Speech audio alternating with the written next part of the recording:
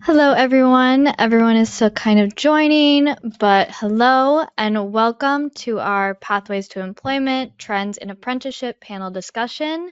Thank you to everyone for taking their time to join us today, and happy National Apprenticeship Week to everyone, and including our panelists who are taking their time out of their busy weeks to come and join us today. In this webinar, we hope that you learn a little bit more about apprenticeships and a little bit more about apprenticeship programs.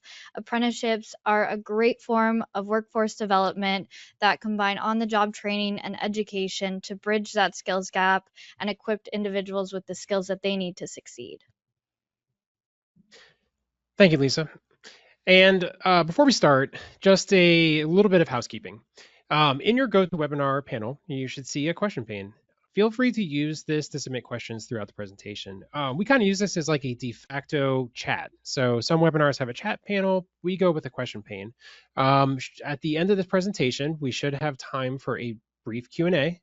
So please ask any and all questions that you have. It is our hope that folks will take away something from this chat that helps them in their day to day. You may also notice a closed caption button within your GoToWebinar tools.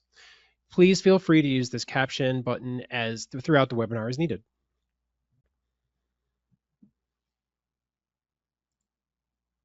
Okay, and then we're just going to go over a little agenda for today. First, we are going to introduce our industry expert panelists who will be participating in our discussion.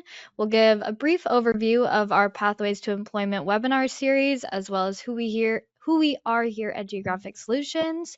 And then we'll have our panelist discussion, and we'll discuss 5 main topics related to apprenticeships and apprenticeship programs. And at the end, we will have a Q&A where the audience will have a chance to ask questions.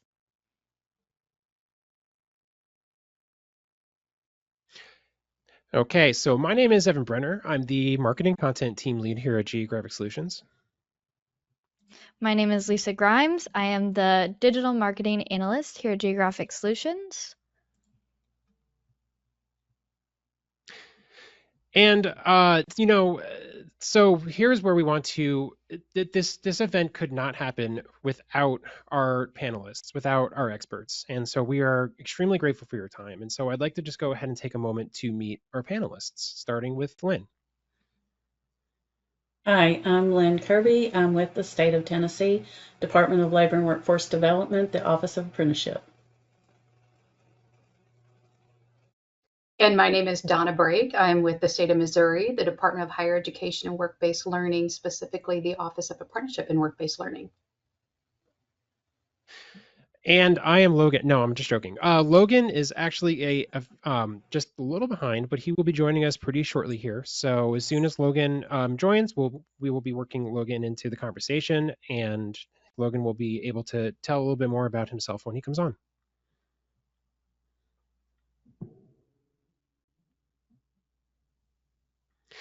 The Pathways to Employment series started now what feels like years ago, but we started this series in 2020 in actually December, and what we hope to do is tackle issues and stories that relate to the industries that power our platforms. We hope that you as our attendees will learn something new, answer a burning question, take away a new approach, something to help you in your day-to-day, like I was saying before. Over the last 4 years, we have discussed reducing recidivism, helping career seekers upskill, the importance of labor market data, serving populations with barriers, and so much more.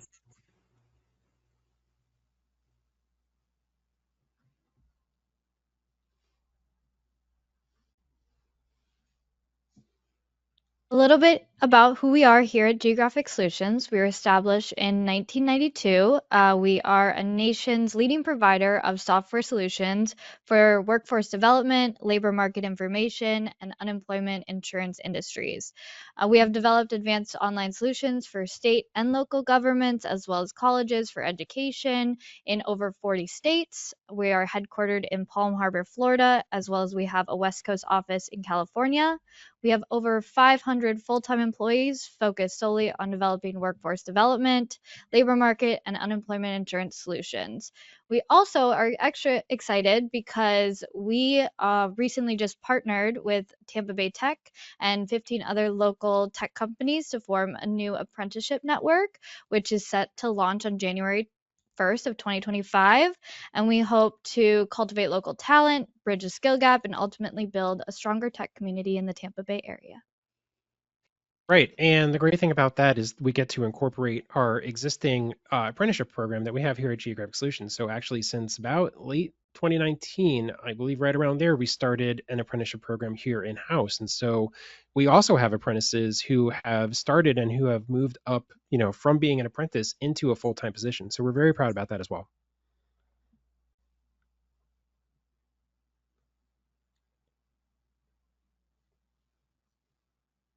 So we're going to go into our first topic. We're going to talk about some trends in apprenticeship. So for our panelists, what are the current trends you're seeing in the apprenticeship industry, and how do you think the future looks for apprenticeship programs?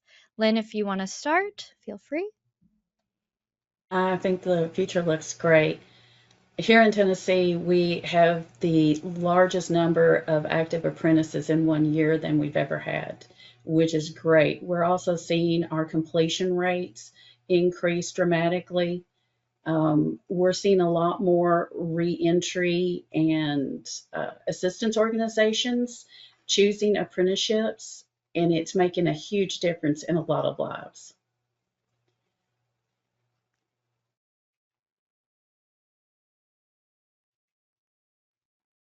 Well, here in Missouri, the trend that we're seeing mostly is centered around serving our youth. We know that registered apprenticeship is a great career pathway, and we also know that here in Missouri, at least, 40% of our high school graduates are not going on to post-secondary education. So there's been a lot of efforts to increase access to registered apprenticeship programs for our youth and young adults. We've been working with high schools and CTEs through a partnership with the Department of Elementary and Secondary Education to increase, expand registered apprenticeship programming for that particular population. So to date, we have 37 registered apprenticeship youth programs to date with over 500 active youth apprentices. And I just know that that's going to continue to be a focus here in Missouri because we're all experiencing the workforce shortage, and we have to find a way to equip our new upcoming workers to be able to enter the workforce more quickly and more effectively. Another trend that I'm noticing in Missouri is the growth of non-traditional occupations. Missouri's foundational apprenticeship history has really been built on construction trades, such as your construction laborers, plumbers, electricians. And with the extensive work that has been happening over the years, we've really seen a growth in IT, healthcare, and teacher registered apprenticeships. So I expect to see that to continue to grow just to meet our workforce shortage needs. Donna, I love that you brought up the change and the trend in different industries because that is something I also saw a lot of while I was researching. I think trades has always been a top industry within apprenticeship. And Lynn, would you say you agree with seeing a little bit of a change where other industries are coming in, maybe industries with new technologies and just, you know, changing our economy? Yes, we actually have registered in some programs in two industries that we had originally not had apprenticeship programs established in. So, yes, we're seeing a lot more industries, and healthcare is definitely picking up in our state as well. Of course, we have a large healthcare initiative going on that's going to really drive a lot more apprenticeship programs to be there for those apprentices. That is awesome. I'd also like to really quick touch on trends with the age groups and minorities and different types of individuals going into apprenticeship programs. As I was reading up a little bit about apprenticeships, it is targeted towards youth, but we also see a large majority of older individuals going through apprenticeship programs. And kind of what are some of the trends in types of people and types of people that are utilizing these apprenticeship programs? Well, the youth is definitely one of the largest groups. In our apprenticeship programs, more than half are youth age. which of course is 16 to 24. But we have had apprentices over 70 that have entered into an apprenticeship program. We have a large population that is in that middle range as well, 40s, 50s.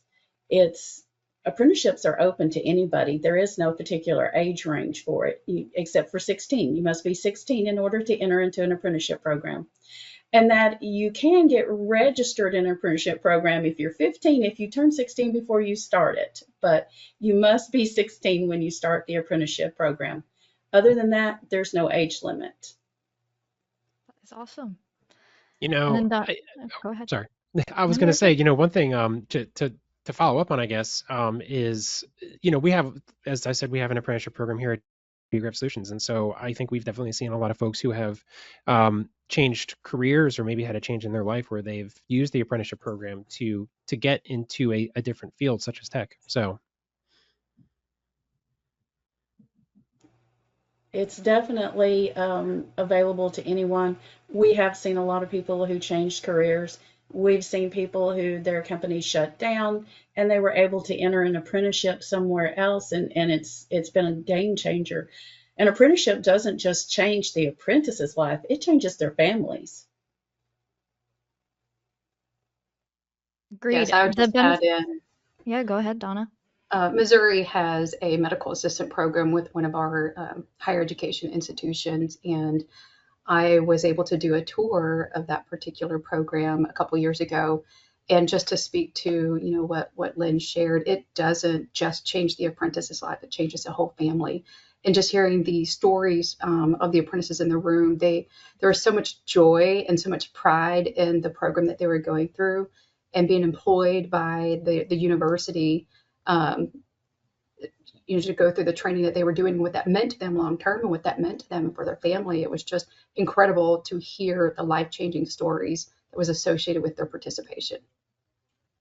And I think that impact that it's having is really what's contributing to the growth, which kind of goes into our next topic that we want to talk about, which is which is program program growth. growth. Yes. Yes, and actually, I think we kind of harmonized on that, so that was pretty cool. As a musician, I'm always looking for that harmonization. Um, with program growth, I know we talked a lot over the last couple of weeks as we discussed this webinar, how your programs have grown and grown. And I think that we see a lot of, really positive statistics in both Missouri and Tennessee. And so if you could just describe to the audience how your programs have grown. How have you seen them grow since you've been involved in apprenticeship or even outside of apprenticeship looking in? Well, 228 of our 431 programs, or 53%, have been registered since 2019. The 5 years prior, there were only 69 that were registered. 10 years back, only 115. So we're seeing a lot of push toward those apprenticeship programs. It's definitely the right answer for many, and we haven't even made cold calls. People just want it. These employers want it. They see the value in it, and we stay booked up discussing it. We have 531 teacher apprentices, which we on our report we got yesterday said that Tennessee had the largest number of teacher apprentices in the country. We started that apprenticeship program. We got it through as a registered program a couple of years ago, and it's been very successful, and it's something we've needed for a long time, and we were very grateful to get it through. Um, we've started our state certified pre-apprenticeship program, which has to have a registered apprenticeship program involved in it. That's a wrap. The employer just agrees, the sponsor agrees to interview anyone who completes the pre-apprenticeship program. So it's made a wonderful pipeline, and that's got a large number of pre-apprenticeship programs that are in the high schools, which is giving those students a chance to learn more about the work and the apprenticeship. And when they get through, they're coming into this apprenticeship program with some skills and some credit already there in place for them. And that's been a huge success. We registered 56 new pre-apprenticeship programs just the past fiscal year. Awesome. We have 121 right now. I think it's incredible talking about teachers, the teacher for apprenticeship programs for teachers, because I understand that, and maybe this is for 2024, looking into 2025, this has changed, but I think that there has been a teacher shortage, maybe even nationwide. And so, do you see that this program is affecting, maybe helping to positively affect that teacher shortage over time? Definitely. I believe that we had, if I remember correctly, 167 that have already completed. So it's 167 new teachers already in the classroom and 531 training to become teachers. And we can't train them and get them in there fast enough. The teacher shortage is huge. It's huge across the nation. So Yeah, and just to piggyback Donna, off of thanks. that, Missouri has a large teacher registered apprenticeship program. I will just say a quick plug about how things operate in Missouri. We are proudly an Office of Apprenticeship state, meaning that the Federal Department of Labor Office of Apprenticeship is here in the state. They register the programs. And the approach that Missouri has taken is to leave the development, the registration of programs at the local level. So we actually have quite a few higher education institutions who have their own teacher registered apprenticeship program. I don't know the exact stat, but there is an incredible teacher shortage all across the nation, and we're feeling it in Missouri too. We have education pathways for paraprofessionals, K through 12 educators. We also had a recent initiative over the last 2 years to help build and support child development associates to help with our early child educators as well. Again, I don't know the number of total teacher apprentices, but it is definitely registered apprenticeship is definitely a workforce solution to help address those workforce shortages. Thank you, Donna. And talking about going back to, I think one of the coolest things that I learned in starting the research for this is, Donna, we were talking about the fact that Missouri has gone from 10th to 3rd in a 7-year period. Could you just briefly talk about that? Sure, I would love to. I did mention that we were an Office of Apprenticeship state, but it doesn't start just there. Our growth is really dependent on the partnerships that we have developed. Growth doesn't happen, within one particular department, one particular office, or one particular group. It's taken a lot of state agencies, organizations, high schools, CTEs, higher education institutions to come to the table and hear about registered apprenticeship, how it can benefit, how it can support employers, because there are a lot of incredible benefits to the employer using registered apprenticeship. But since we started our efforts in 2016, we did start off as 10th in the nation for the different apprenticeship activity. And now we are regularly between 3rd and 2nd for those key data points, such as active apprentices, completed apprentices, and new apprentices. I mentioned the partnerships that were really key in that program growth. The other push and assistance in that is just having the backing from, the state governor, the leadership, department leadership, and we've been able to grow the number of active apprentices from 11,000 back in fiscal year 2016 to now we're pushing over 22,000 active apprentices today. So it's fiscal year 25. To switch gears here just a tad, but still talk about program growth. To both Lynn and Donna, what are maybe some barriers to growth that you see? Are there barriers that employers maybe face or that you see in your day to day that program managers could learn from, or frontline staff so that they could grow their programs? I think one of the biggest obstacles has been the funding that's needed, and we've been trying to address that as much as we can with our state and federal dollars. Um, I think that's probably the biggest hurdle that they have is just paying for training, but there is dollars there to help offset those costs. And I'd imagine that employers can have these resources or know where the resource, that if they reach out, they can be given the resources to find these dollars for training. Yes, they can. And some apprentices will have some barriers to employment, and we're trying to help to offset those barriers by providing a full range of services. We try to make sure that our apprentices get that opportunity to tap into those resources and that employers can tap into those resources. And the American Job Centers are where we set up shop and run it through.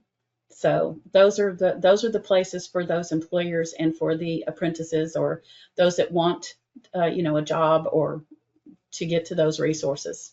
That's where they would go. I love that plug to the job centers, Lynn, especially knowing our audience here today.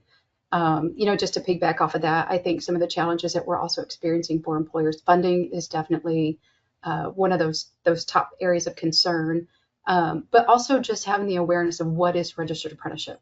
I mean, there's been a push for registered apprenticeship for quite a few years now to really build and expand registered apprenticeships throughout the state. But there's still a lot of employers, organizations out there who don't have the true foundational knowledge of what is registered apprenticeship. What are the benefits of it? How does it help? How does it support me? How does it help the overall workforce development goals of the state, the economic growth of the state, and that type of thing? I think one of our biggest things that we can do as apprenticeship leaders in this state is to ensure that there's enough business engagement and providing different opportunities for employers to hear information about apprenticeship, whether they need to hear it once, twice, or 3 times or more. I think knowledge and how it can be translated into their world is certainly another barrier. Well, I think we hope to hopefully what's the right word? Teach people today a little bit more about apprenticeships so they have that knowledge. And moving on to our next, we have a little Slido, which is fun. Evan, if you want to explain this a little bit. Yeah, this is actually where we get to do something fun. So everybody who is joining us from your various locales and cities and states, take a second to stand up, stretch, and take out your phone. And then press the camera button. And if you would, go ahead and scan this QR code for me. I accidentally just took a picture of it, so that'll be fun. And if you don't want to do that, you can always join at slido.com and type in 3214158. And let us know, what are the critical skills that a successful apprentice needs? I think my go-to is communications. I think that communications is huge. No matter what the industry is or what, whether it's what the career path is or pathway, communication is something that is always important. And I sometimes try to err on the side of over communicating. That's sometimes to a fault, but sometimes it's a good thing as well. So Donna and Lynn, and in no particular order, what are some skills that you see of apprentices that helps them to be the most successful? I think our audience is hitting the nail on the head here. Those soft skills, communication, understanding, what time do you show up to your work site? Those are incredibly important to be a successful apprentice. One piece of information I hope that the audience can take away, if they don't already know this, is that apprenticeship is employment. You can't be an apprentice if you don't have a job. So it's absolutely important that apprentices have that foundational knowledge of key soft skills to be successful in any career. And the pre-apprenticeship programs are a good way to get some of those soft skills and those organizational skills and so forth before they step into it. But they can definitely be incorporated as part of the related technical instruction that the apprentices get. It can definitely be added to that. You can add more to the standards, which is the core knowledge base that they need, that they will go through with the hands-on training and the classroom training. But the soft skills, communication skills, many of those skills that are needed can be incorporated.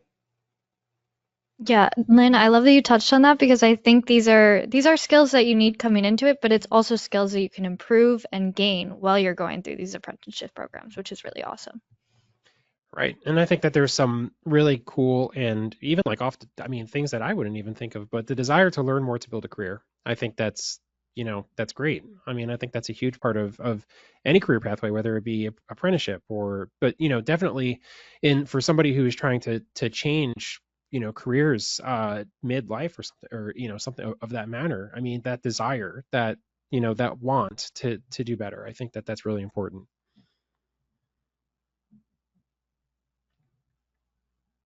All right, we're going to give this maybe one more second, and then let's see what else we got And going then on let's here let's today. I think next we're going to be talking about how we measure some of this success. So measuring effectiveness, what we kind of want to hear from you guys is how do you collect or measure the effectiveness of your programs? What are some of those key KPIs for you, or interesting statistics that have really stood out to you that measure and show the success of your programs? Donna, if you want to We're start. Oh, sorry, Lynn, go ahead. That's okay. Go ahead, Donna. I will just say that we keep an eye on the the primary statistics, like where is Missouri in terms of completed apprentices, new apprentices, and active apprentices. We also look at the number of registered programs we have. We don't have as many programs as what Tennessee has. We have 284, but we know that we have over 5,000 participating employers, which is a big deal. We have a lot of employers who are engaged in the apprenticeship network. And because we have so many employers compared to our lower number of registered apprenticeship programs, that helps to speak to the quality of the programs that are actually registered and are active. And we continue to see the number of our active apprentices rise. As I mentioned, we started off as 11,000 apprentices. Now we're well over 22,000 apprentices. So we look at those sort of numbers. We're also looking at the number of apprentices in key occupations, such as those non-traditional occupations I mentioned earlier. In IT, we've gone from 500 active apprentices to now 700 active apprentices. Even truck drivers, for example, Missouri's at 800 now of apprentices who are in that particular occupation. The other key stat that we've been looking at recently is our involvement in serving apprentices with a disability. So as it stands right now, Missouri is currently first in the nation for serving apprentices with disabilities. And we've been using good conversations with our vocational rehabilitation team to put together some tools and resources to offer towards program sponsors as well as apprentices, to where we can continue just to support individuals in the career pathway, because apprenticeship, one of the key elements is all about diversity. So increasing access to individuals with disabilities is something that we're really focused on. So we look at a few different things whenever we're looking at the data to measure our effectiveness and our growth. We're looking at the same data that they do, and I think most states are looking at the same data. Um, we, again, do the same as Missouri. We work with our vocational rehab. We also have our Office of Reentry, which is actually housed in the Department of Labor and Workforce Development, which it's usually in corrections. They work to try to change employers' outlook on those individuals to help them re-enter society. And having a job is key to being successful in that re-entry. So we do have some of those programs. We're working on a P20 data project where we're trying to integrate our apprenticeship data into that as well. And Donna's shaking her head. They're probably doing the same thing. We're all kind of doing the same thing, trying to get more data, better data, so that we can measure and see where we need to change our direction or put more focus.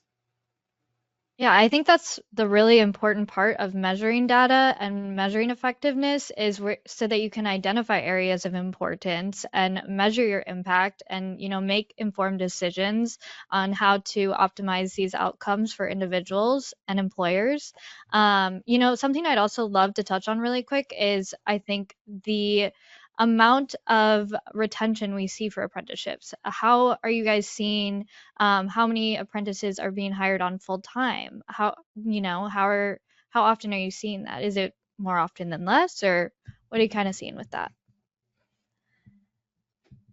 Well, you have to have a job in order to be an apprentice. So they're already working in the field. And the hours vary depending on the apprenticeship. So each program is unique and individual while having those same core skills. Um, I think that our completion rates are going up, and that's a key part of it. I'll just say when we talk about collecting data, that's certainly one particular area where Missouri can do better on focusing on is the retention after the completion. National data shows that above 90% of your apprentices who actually complete the program are still with their employer 3 years later. So the national data is there. I think us at the local level, at the state level, that's something that we should also be looking at so we can have in our database of information to share when we're talking about the success of registered apprenticeship. I think another key thing, I'm going to highlight something, but I don't have data to support it. But the focus and the use of pre-apprenticeship programs leading to registered apprenticeship. How many of our pre-apprentice completers are able to actually transition into a registered apprenticeship program? I think that's another key data point, another thing to look at to determine the effectiveness that's creating that access to registered apprenticeship. And we were wanting to look at, even if they don't enter the apprenticeship program necessarily, what that outcome is for them, because we've seen some who have maybe didn't get on with that employer who was, the pre-apprenticeship sponsor, but they may have entered into that same occupation. And that's still a positive outcome. And we want to look at that number as well. We're still collecting data. We're still not there yet because our pre-apprenticeship program's a little bit newer, so we don't have enough data yet, but definitely want to see that as well. Great. And I see that Logan has joined us. Logan, welcome. Thank you for joining us today. Hey, Logan. If you have anything to do you want to sorry introduce yourself really quick? No worries. Of course, yeah. Apologies for being late. Today was our state council meeting, so we ran just about 3.5 hours over, so perfect timing. So my name is Logan Dean. I'm the program manager for apprenticeship and training here at the Maryland Department of Labor in beautiful Baltimore, Maryland. We are a state apprenticeship agency. We have about 12,400 apprentices registered currently, and another 1,000 high school students in apprenticeship. So my office coordinates and regulates all those functions. We also oversee a portfolio of grants, including state apprenticeship expansion grants from the U.S. Department of Labor. So I'm happy to be here today. Nice. And if there's anything you want to touch on how you measure effectiveness at your agency and what kind of are those key KPIs that you're bringing in to measure the effectiveness of your programs? Yeah, I mean, I think for us, and I imagine a lot of states are similar, the big thing is completions, right? Getting people graduated, getting them into the workforce, and seeing those positive outcomes, licenses, wage increases, those things. So we track completions really closely. Our team, we do full comprehensive program reviews every 2 years and really do a deep dive into the books of all of our sponsors to make sure that they're meeting their goals. We try to benchmark to some of the national completion metrics for every occupation, and then of course look at our in-state numbers. But outside of completions, we try to look at referrals. How are we capturing apprentices from local workforce boards, from the public workforce system, community colleges, and then wage increases. I would say wages are our other, our big component. We're always looking at how are our programs meeting the high growth, like family sustaining occupations. And so we're looking to see not only that our apprentices are accessing those wages, but the programs that we're approving and bringing in are actually contributing to what apprentices can earn and what it takes to meet the cost of living here in Maryland. So I'd say those are pretty much our big three that we're pretty focused on consistently. Awesome. Great.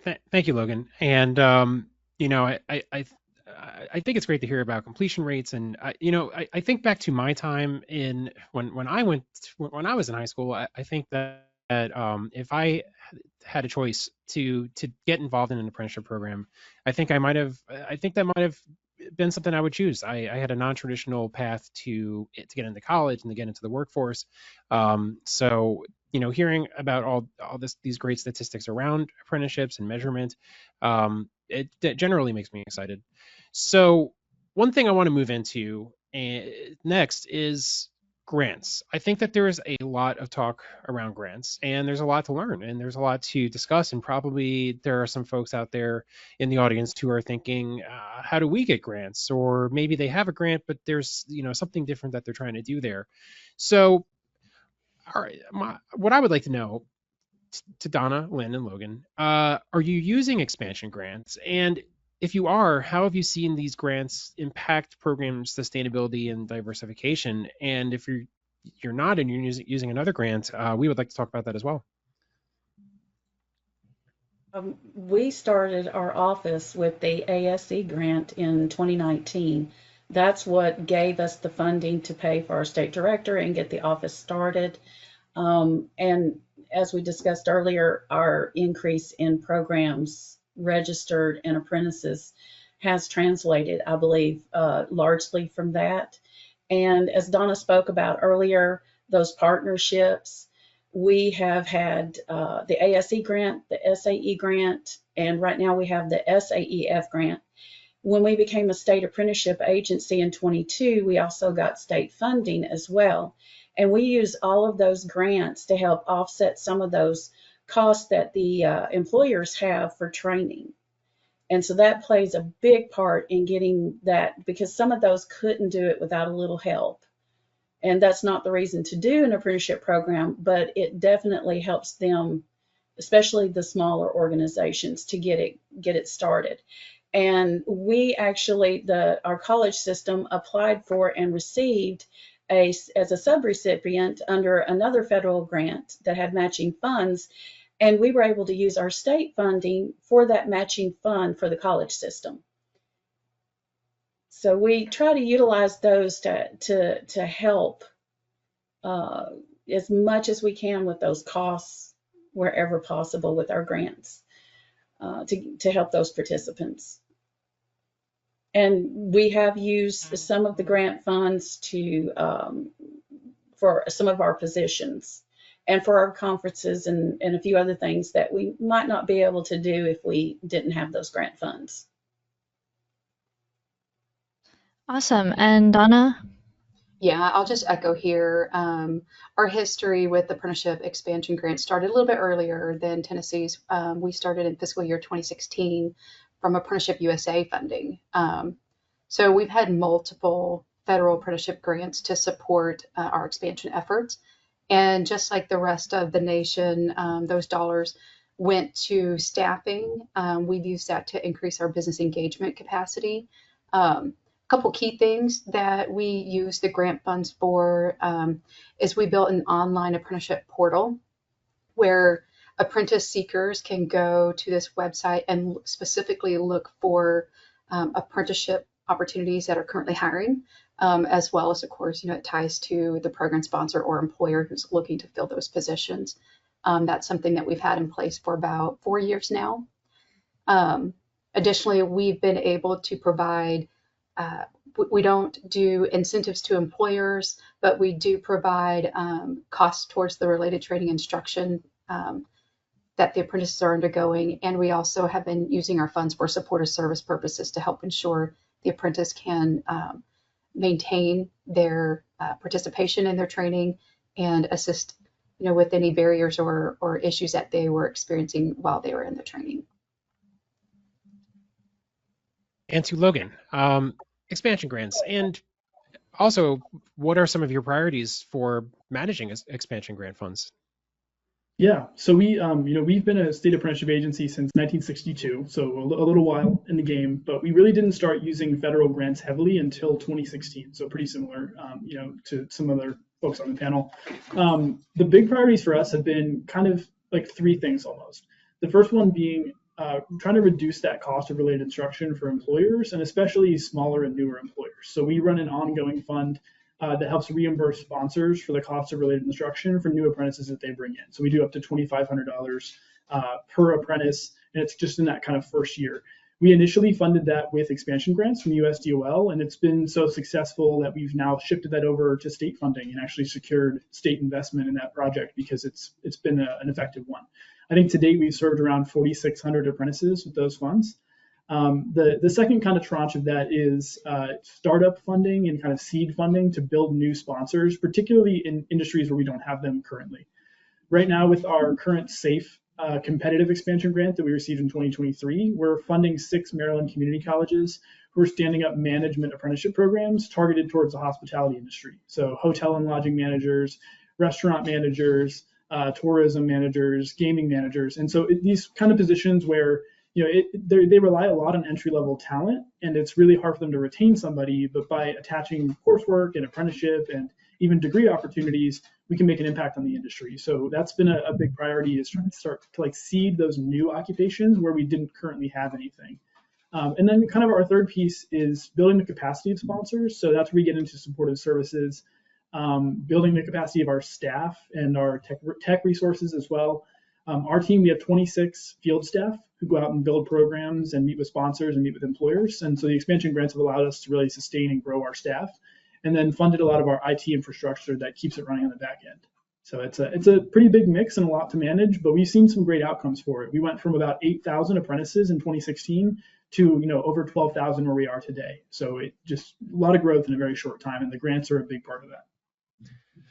When you talk about startups and seed, are you talking about like startup companies, startup founders who are looking into apprenticeship as a way to bring on employees? Sometimes, really what we're targeting is starting up group sponsors, getting a program in place that can sustain any employer so that we don't have to go build 1,000 programs. We can have, kind of like hubs where employers can go to join an existing program. So with our 12,000 apprentices in Maryland that are active today, that's spread out only over about 200 programs. So most of our programs are bringing in, pretty large cohorts of apprentices. In the building trades side, that's some of them are up to 1,500, 1,700 apprentices just in one program. So that's really what we try to start up and seed are those hubs, those groups that can then accommodate more employers. Excellent, thank you. Yeah, and kind of moving on to our last question of the day, I think you all have provided some really awesome information, and we really appreciate that. But just for the end, if you could offer some maybe tips or tricks or shared insights with our audience, which is going to be mainly workforce agency staff members, just about how you grow your apprenticeship programs, how you take it on, how you overcome some of those barriers we've talked about. Anything that you haven't said that you want to add in, feel free. I think that goes back to something Donna pointed out, and that's partnerships. Without the partnerships, I don't think we would grow the way that we do. We partnered with many of our sister agencies, and as she said, CTE, all of those, they make a huge difference. We couldn't do it by ourselves. And it is a collaborative effort with everyone who's on board. They believe in apprenticeships. And we have, like she said, the backing of the governor, of our workforce agency, all of them. And without them, it's really a tough road if you have to try to do it alone. Absolutely. And I'll just add to that, knowing that the majority of our audience is in workforce. Clearly, you have some partnership with GSL already. But I just want to say I encourage you to do everything you can to learn about registered apprenticeship, what it is, and how it can be used to support your customers.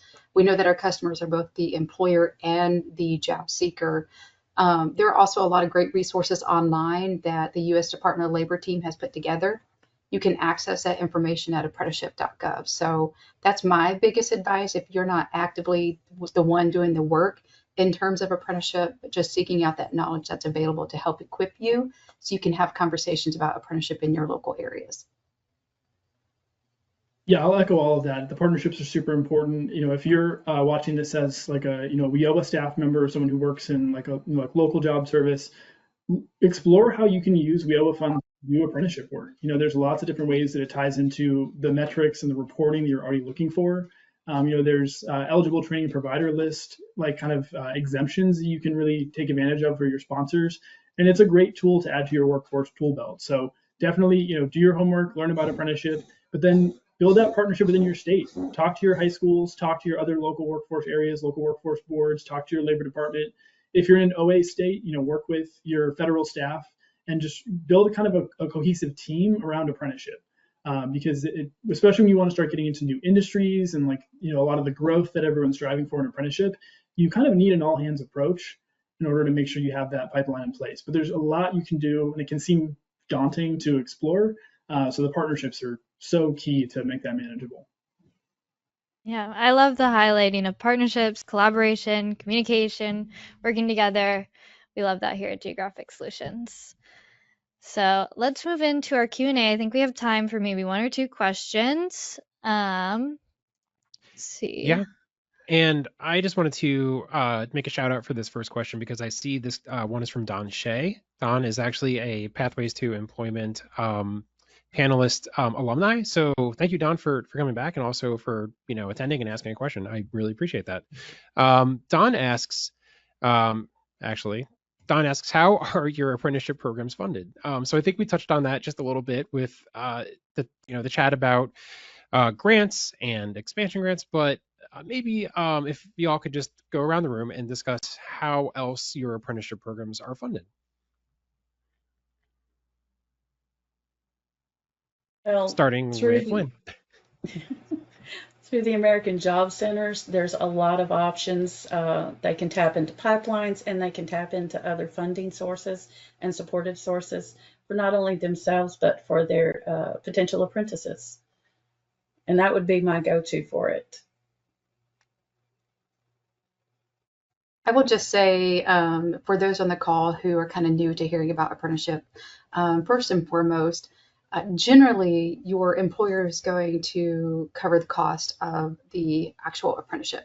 They're hiring the apprentice or paying their wages. Generally, they're going to be covering the related technical instruction associated with the training. However, there's going to be programs where that cost is passed on to the apprentice, like our education registered apprenticeship programs that you've heard about. Those still require a 4-year degree. Naturally, a local school district is not going to be able to take on, paying for a bachelor's degree to equip those teachers. That's whenever you can tap into those additional resources. There are a lot of apprenticeship grants out there. A lot of states, including Missouri, has state general revenue funds that can be used to support apprenticeship activity. Apprentices can also receive a benefit through their GI bills if they're veterans, eligible veterans. So that's something that is specific to the apprentice themselves. But there are also other funding through your WIOA Title I, Title IV programs that could potentially assist in covering the cost of your apprenticeship programs too. I'll just add on to that workforce funding is sprinkled throughout so many programs, so many federal programs beyond what you would even think. So one of the initiatives we have here in Maryland, we call Roads to Careers. It's actually funding that comes through our Transportation Surface Block Grant program. So it pays for highway construction. When you get into the nitty gritty of that federal funding, there's workforce dollars attached to it to train the crews that do highway construction. So we have an agreement with the State Department of Transportation where we receive a portion of their federal block grant to do workforce development. And a good portion of that goes to support construction apprentices. We do something similar with, like the CHIPS and Science Act, the IRA provisions, the bipartisan infrastructure law. All of those have workforce development components. And a lot of the grants that we're seeing come from them have opportunities for things like registered apprenticeships. So really you want to collaborate as much as you can with other agencies who you may not think of as an apprenticeship partner, but your economic development agency, your Department of Commerce, transportation, they're all receiving federal funding.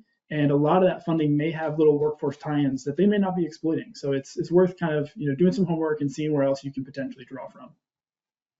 Thank you. I'd like to just tack onto that. Also throughout the states, and every state's going to be different, but the availability of tax credits too. And don't forget about WOTC tax credit. That's also an opportunity that could potentially be something that would help the employer with the types of apprentices that they're hiring. Well, thank you. I think that was a great answer to that question. I think we have time for maybe one more question. And we did touch on this a little bit earlier, just about different types of groups that are doing apprenticeships. So what are you all seeing with your success rate with justice involved individuals or reentry? Are you seeing that in apprenticeship programs, or kind of where is that at right now? Lynn, do you want to start? Yes, we do see a great push with that.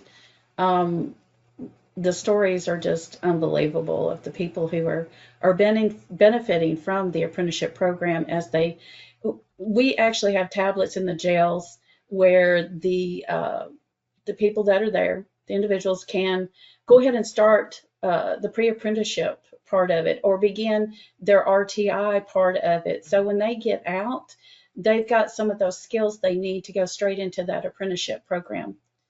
And that's made a huge difference.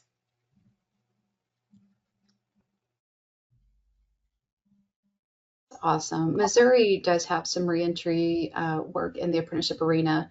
We also couple it, though, with non-apprenticeship career coaching work as well. I can't speak to the success rate, but we do have activity happening in this state. We had some behind the bar programs started. We have one in particular. It's called Puppies for Paroles. So we have some apprentices who are learning to train animals while they are incarcerated. Unfortunately, I can't tell you how many have completed and what their experience has been afterwards, but we do have a great relationship with our Department of Corrections on their apprenticeship programs. Yeah, and here in Maryland, our division, the Division of Workforce Development and Adult Learning, we actually operate Maryland's correctional education system in all of our state facilities. And one of the things that we have as a component of that is we basically do CTE coursework, within our state adult ed programs. And so we can offer some pre-apprenticeship opportunities behind the fence while people are incarcerated. And then we do our best to try to translate that to apprenticeship afterwards. Every sponsor who has an apprenticeship program, they have selection criteria that are built into their program that say, how they choose one apprentice over another. And a tool that they're allowed to use is called direct entry. And so we try to encourage all of our sponsors, if you're looking to diversify your applicant pool, diversify your apprentices, build a direct entry relationship with a correctional ed pre-apprenticeship. And what you can do is offer that individual a slot in your program. You can set aside seats or give them priority access. And so we've seen a lot of success with trying to build those linkages directly between sponsors and the programming that we in the state operate behind the fence. Again, I don't have great numbers for you, but it is a growing initiative for us. We also have one apprenticeship program that actually runs fully in our facilities. We have a correctional meat cutter program. The Department of Corrections is the sponsor, and all of the apprentices are incarcerated individuals who are in prison currently while participating, and they'll graduate, and be able to exit as a certified meat cutter and earn that while they're incarcerated. These are all really great answers, and I think it's it's so appropriate right now. And there's a lot of trends around reentry employment and a lot of great work being done as well, which and we've covered on this show in previous episodes too.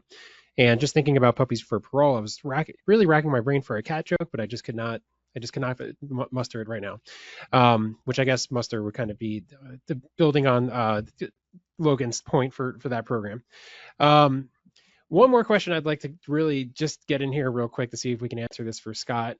Scott asks, how can we streamline and expedite the apprenticeship application requirements and reporting? I think that's maybe, not sure if that's like a product level question or just a 10,000 foot view, but just how do you, in your states, how do you streamline and expedite application requirements?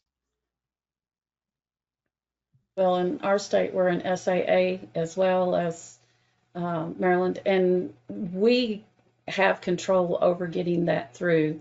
Our directors work very closely with them, and we usually can turn around once everything is in place. We can turn them around very quickly with approval. We do follow the same paperwork and everything as USDOL. I will say, as someone who just ran 3.5 hours over in the meeting to approve new programs, efficiency is sometimes a place where we struggle.